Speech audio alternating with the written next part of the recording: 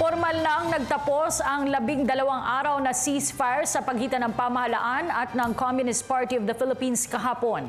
Ayon kay AFP spokesperson Colonel Restituto Padilla, mapayapa ang kanilang pagpapatupad ng unilateral ceasefire sa kabila ng ilang pag-atake ng mga miyembro ng New People's Army. Ang report mula kay Waywaya Macalma. Mapayapa ang pagpapatupad ng gobyerno ng kanilang unilateral ceasefire o suspension of offensive military operation. Ito ang naging assessment ng hukbong sandatahang lakas ng Pilipinas. Ito ay sa kabila ng 4 na insidente ang kanilang naitala pag-atake ng ilang miyembro ng New People's Army na nagpatupad din ng kanilang sariling SOMO. Ayon kay Colonel Restituto Padilla, ang pinakahuling pag-atake ng grupo ay nitong Enero 1 na isang landmine ang kanilang inilagay mismo sa kalsada sa Camarines Sur. Bukod pa ito sa mga insidenteng naitala sa Bukidnon, Davao City at Surigao del Sur. Ngunit wala namang naitalang nasawi sa mga insidente. Muling iginiit ng AFP na walang kontrol ang pamunuan ng NPA sa kanilang mga tauhan, kung kaya't masasabing hindi sila sincero sa kanilang pagpapatupad ng SOMO.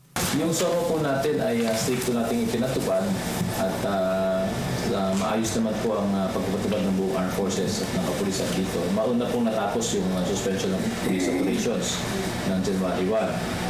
Yung atin naman po ay nagtapos kagabi, pagpasok po ng unang segundo ng 4 ng Enero.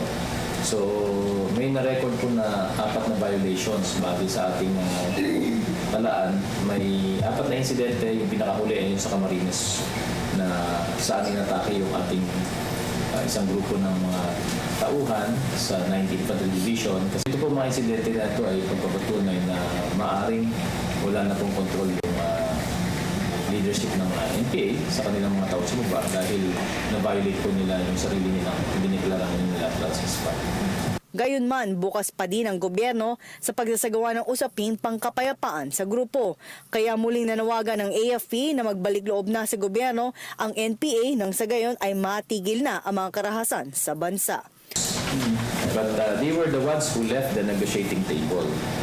Our government remains on the negotiating table. So if they are serious, they should come back. So how will the violations affect the peace talks?